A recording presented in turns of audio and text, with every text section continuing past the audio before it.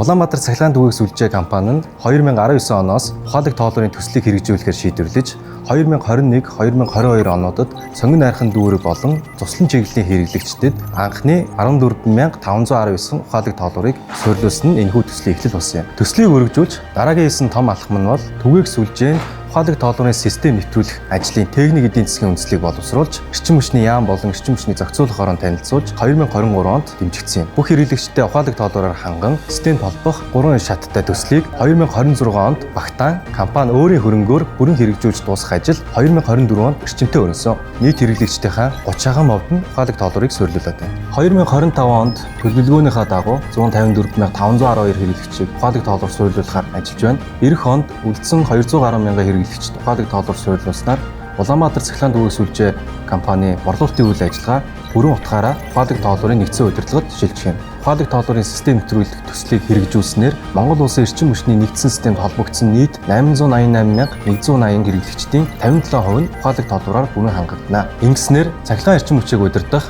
алдагдлыг бууруулах, хэрэглэгчдэд үзүүлэх үйлчлэгэнд нөлөөлж байгаа цаг хугацаа, орон зайнаас хамаарсан хүндрэлийг арилгаж, шуурхай болох дэвшилтүүд гарч хөгжлийн шин шатанд хүрнэ.